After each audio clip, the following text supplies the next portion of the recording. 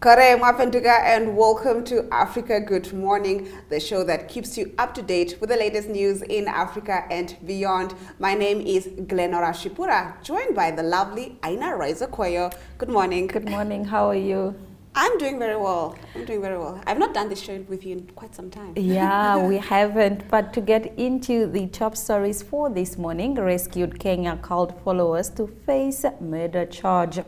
5 devour Quelimane Mercado Central, and Uganda 30th anniversary celebration of the coronation of the King of Buganda. You can follow all our programs on our website called oneup2.com, as well as on DSTV 285 and GoTV 25 in Namibia. Later on the show, we have Hougaard bringing us the news making waves in South Africa, as well as the sports package. We'll be right back with the top stories after the break.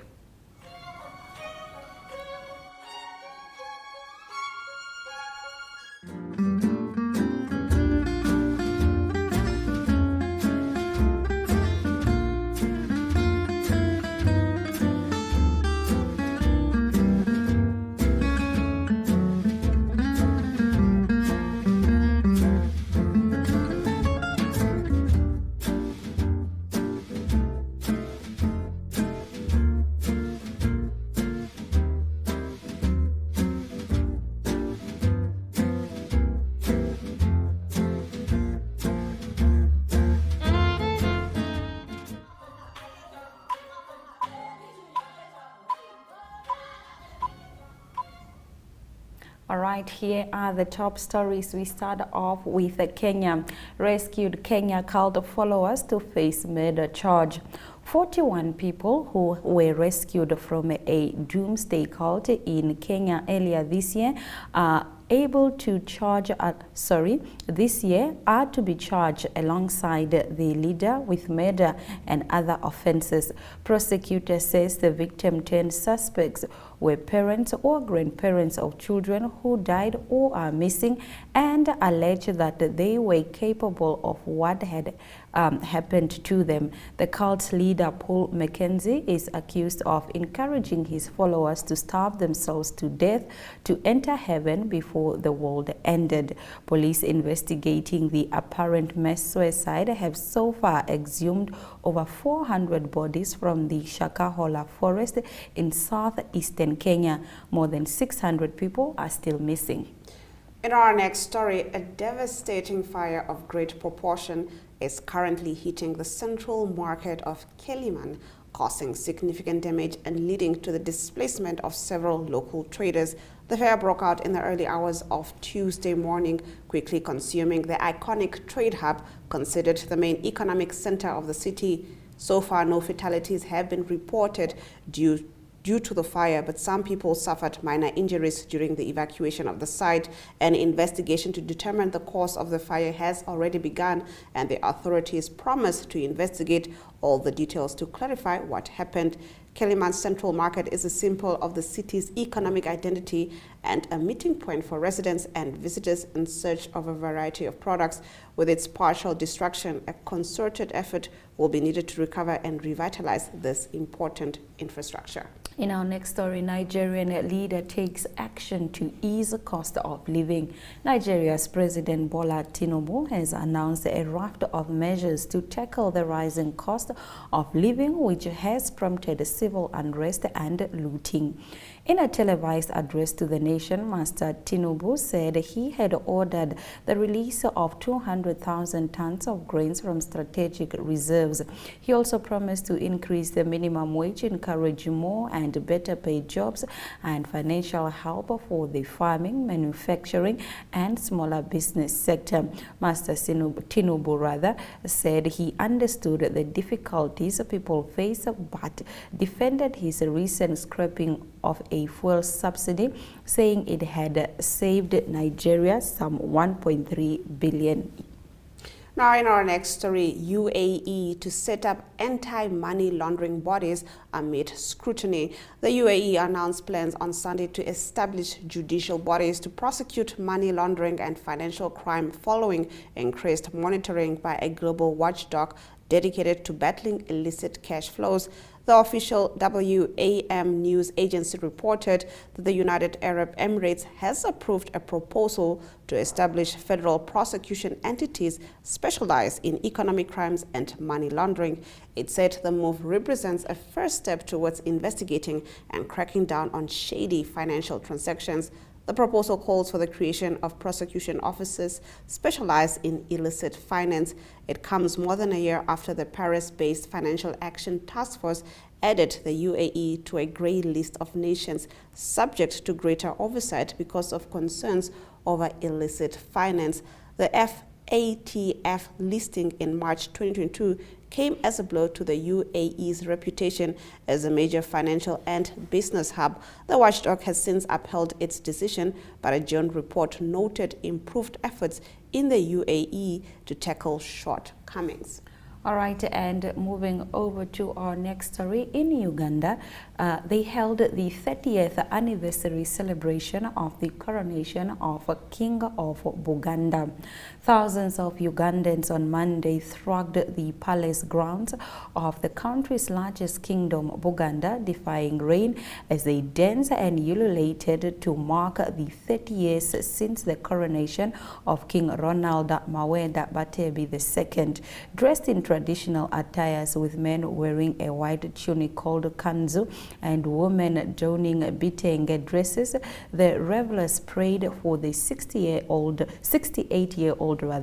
monarch whose ancestors ruled a region that include Uganda's modern-day capital, Kampala.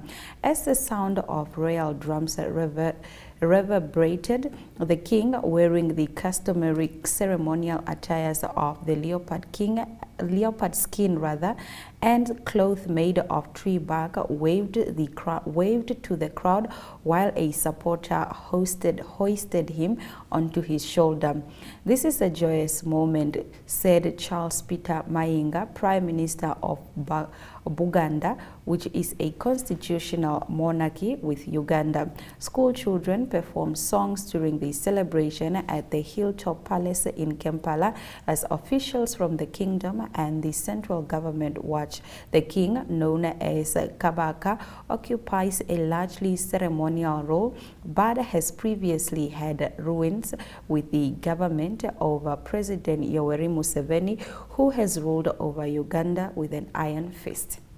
Now, Foreign Minister Naledi Pandor said South Africa is working hard to persuade Russia to return to talks on the Ukraine grain export deal that it pulled out of last month. We get into this story on the other side of the break when we cross over to South Africa.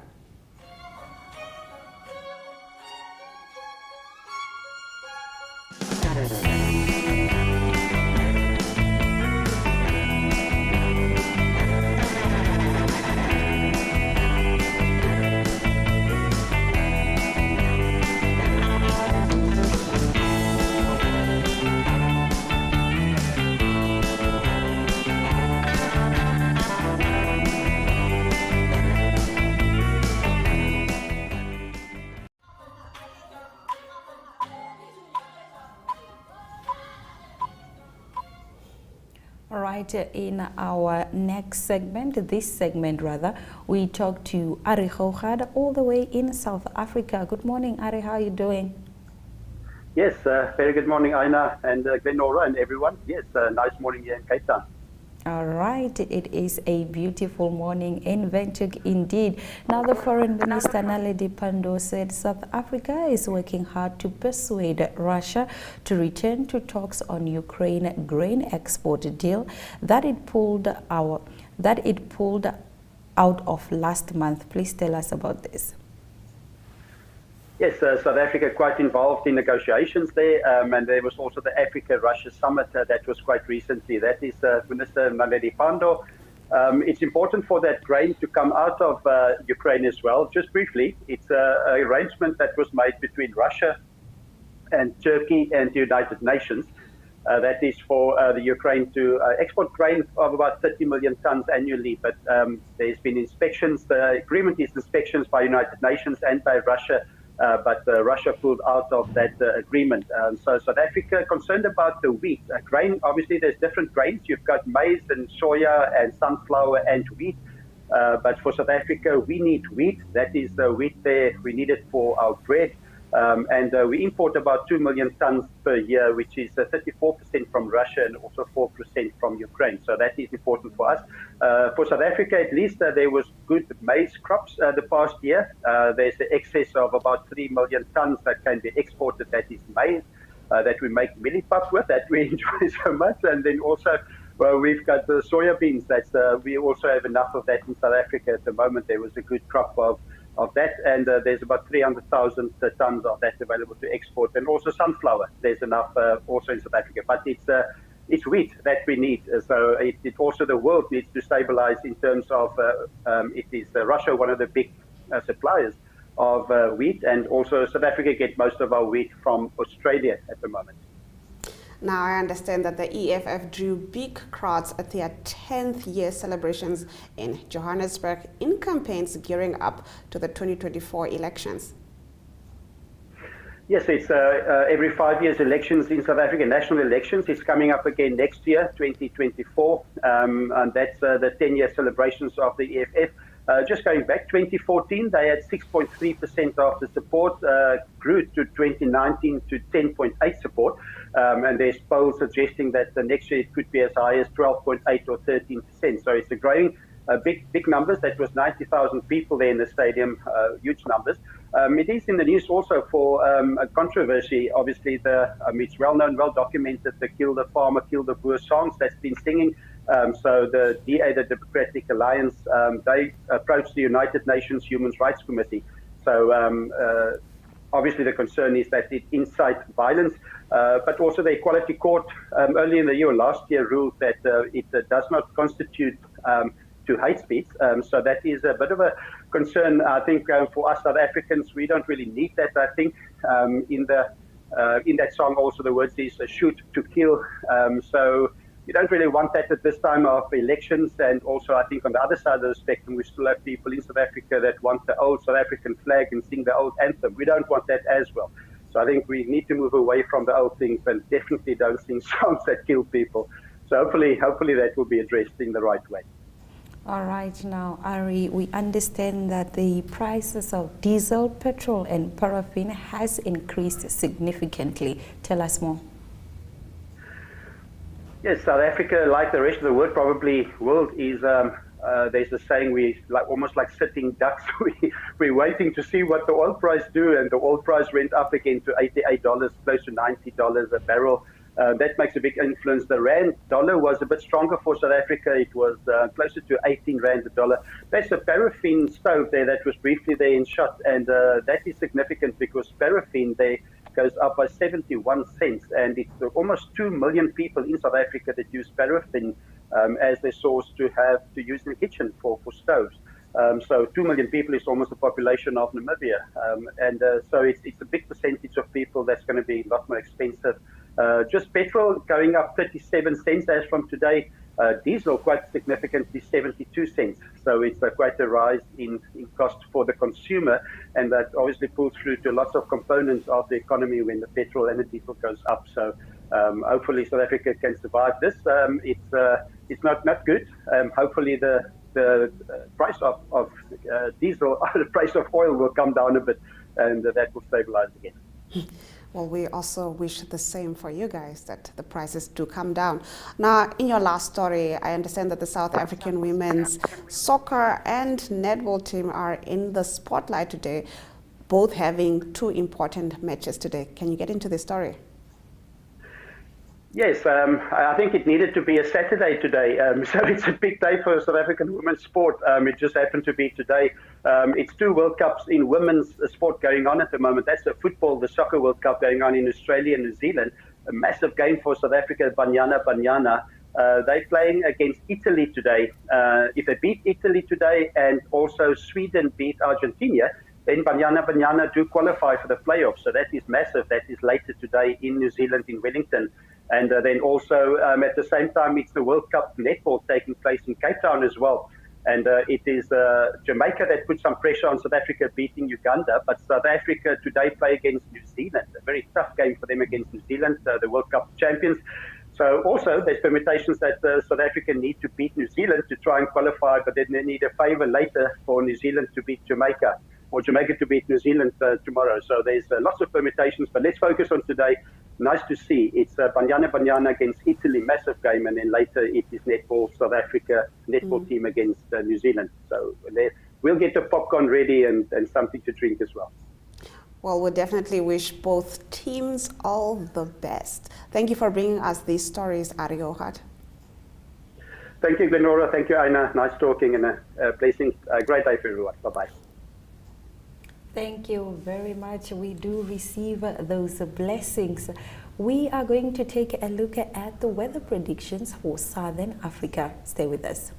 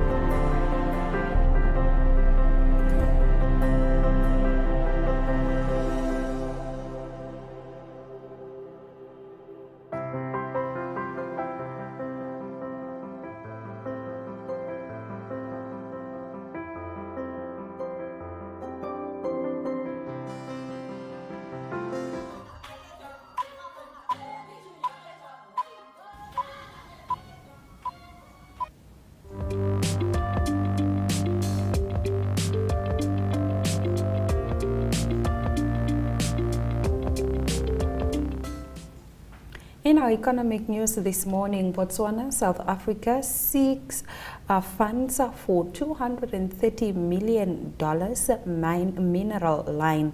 State-owned rail companies from Botswana and South Africa are seeking funding for a $3 billion $230 million railway line between the two countries to support commodities including coal.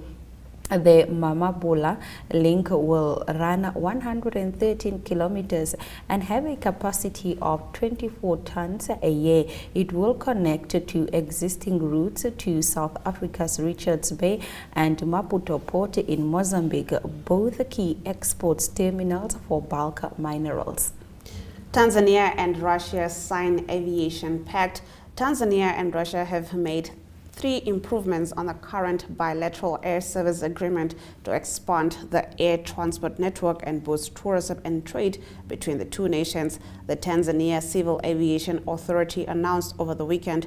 The regulator said in a statement that the changes, which were made by experts from the two countries who met in Moscow, Russia last week, include increasing the points of entry for the designated airlines of Tanzania and Russia from 1 to 3.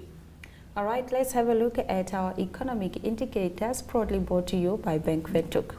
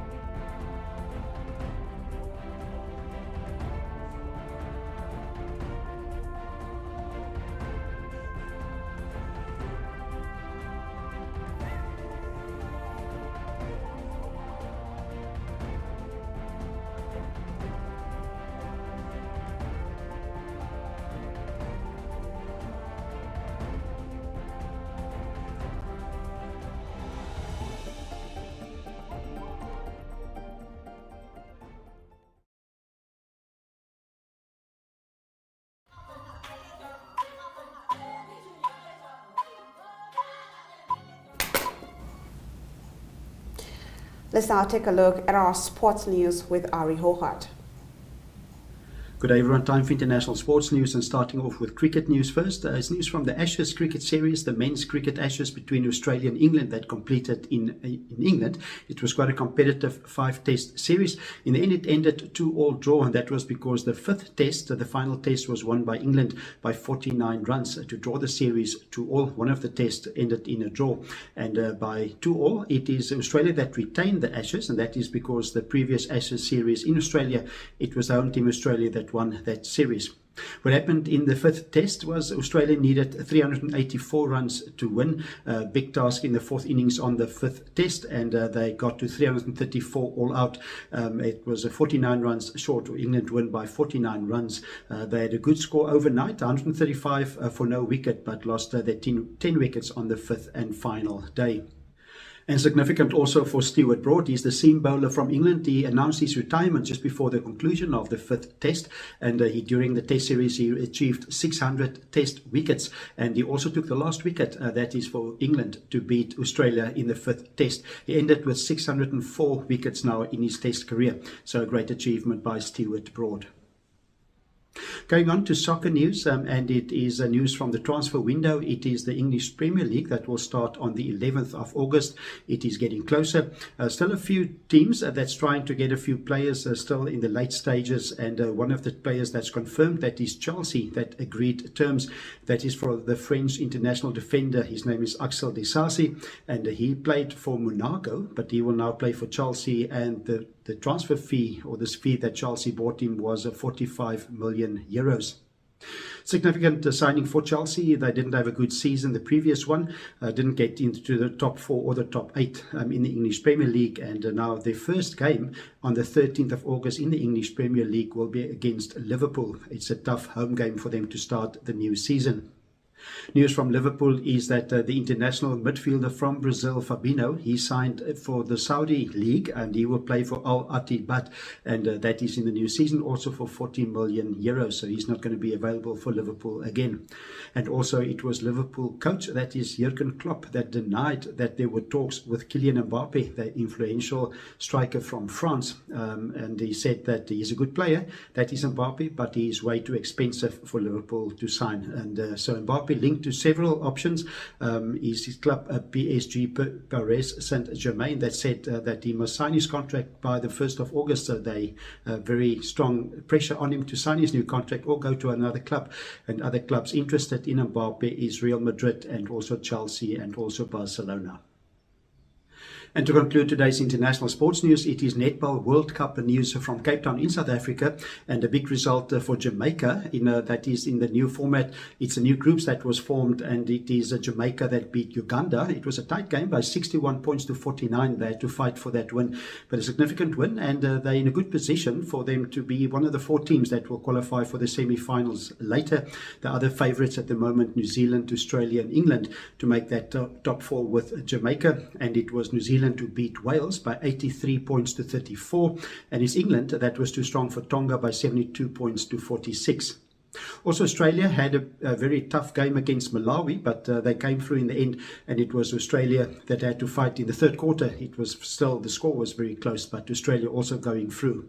And then South Africa, they back onto winning ways. That was after losing to Jamaica. South Africa that beat Trinidad and Tobago. They beat them by 69 points to 28, but a tough road for South Africa to try and qualify.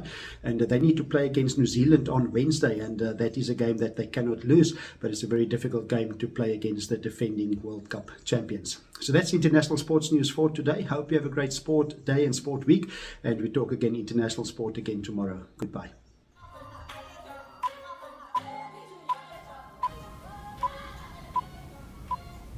Thank you very much for watching our show this morning, and here are the highlights. Rescued Kenya called followers to face murder charge. Fire devours Quelimane Mercado Central. Nigerian leader takes action to ease cost of living. UAE to set up anti-money laundering bodies amid scrutiny. Botswana and South Africa seek funds for $230 million